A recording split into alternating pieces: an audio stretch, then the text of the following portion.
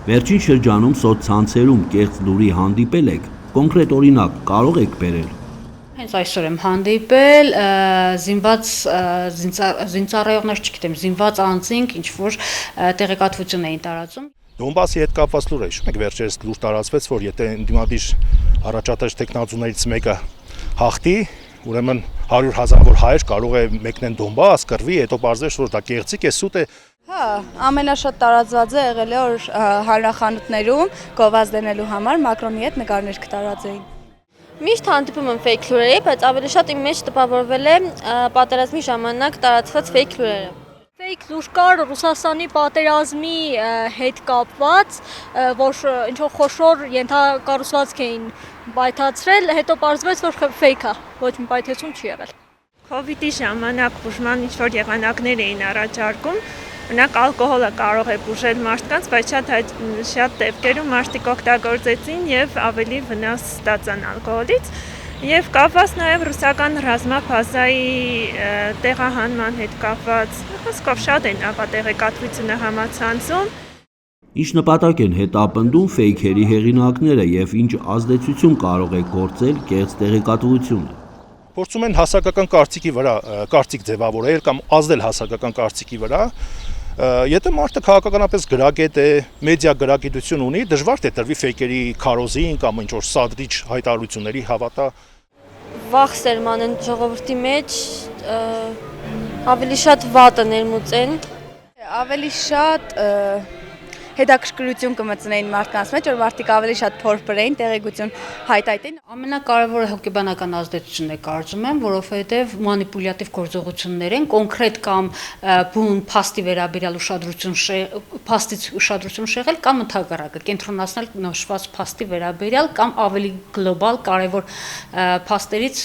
մարդկանց ուշադրությունը շեղել, որ չզբաղվեն դրանցով։ Հիմնական նպատակը ժողովրդի մեջ խոճապ տարածել, ինչ-որ որոշակիների մոտ նաև հայտնիություն ձեռք բերելու տարբերակալ լայքեր, կոմենտներ։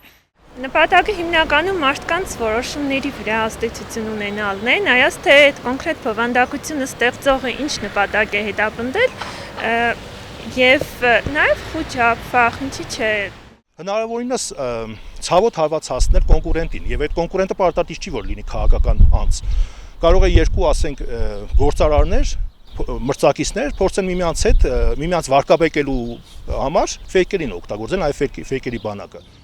Հատկապես որ ժամանակահատվածում է ակտիվանում կեղծ տեղեկատվության հոսքը։ Ֆեյքերը հիմնականում կարծում եմ ակտիվանում են նախընտրական շրջանում, որովհետև պատվիրատուներ են առաջ գալիս, պատվիրատուները շահագրգռված են, որպեսզի ֆեյքերը հակադարձեն, խոսեն, վարկաբեկեն իրենց քաղաքական հակառակորդներին։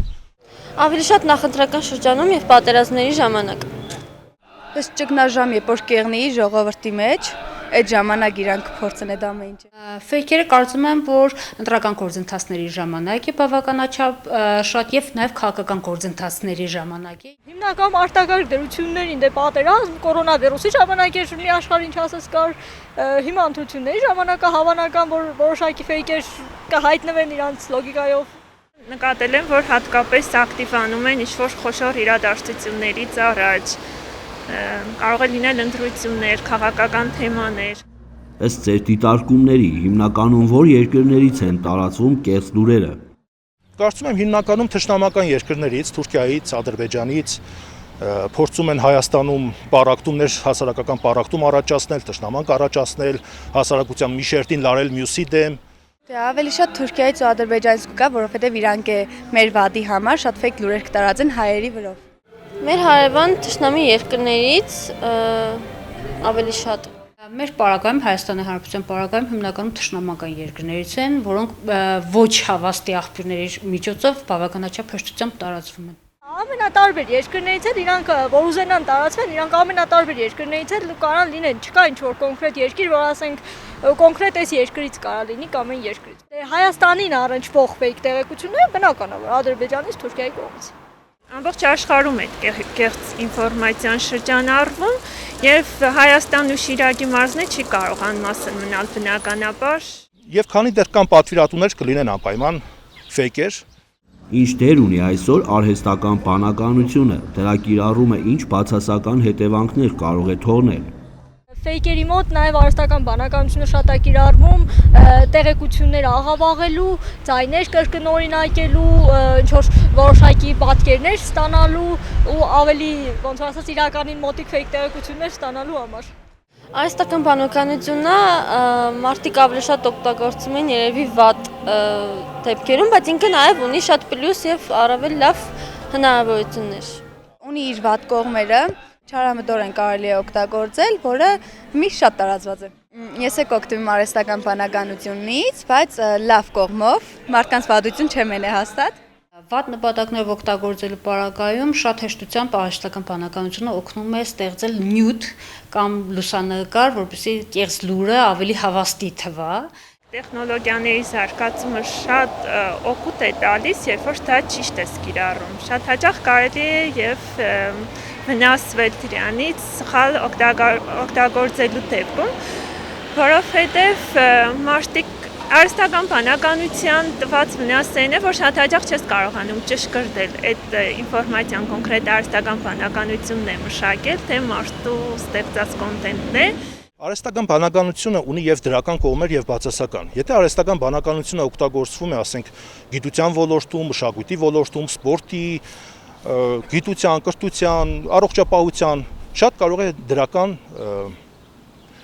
բան ունենալ, դրական կողմեր ունենալ, բայց եթե արհեստական բանականությունը օգտագործվում է վատ նպատակների համար, ասենք կան, չէ, որ համացանցում հայտնվում են վիդեոներ արհեստական բանականությամբ ձևավորված, որի միջոցով մարդիկ շանտաժում են մեկը մյուսին։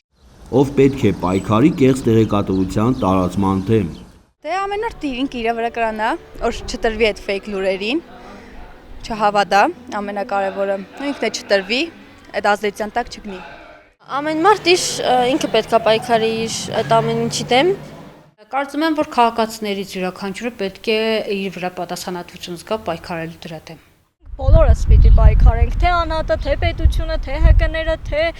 բոլոր ովքեր ունեն հնարավորություն ու գիտելիք դրա դեմ պայքարելու, պիտի պայքարենք, ով ինչքան կարա։ Պայքարի միջոց է կոնկրետ ավելի մեդիա գրագետ հասարակություն ունենալը եւ մարդկանց մեջ քննադատական մտածողություն զարգացնելը։ Մարդը պետք է նախ լինի մեդիա գրագետ։ Բայց կան ֆեյքեր, որոնք ատելության խոսք են քարոզում, բռնություն են քարոզում, դրանցով պետք է զբաղվեն համապատասխան մարմինները, դա բացարձակապես ընդունելի չի։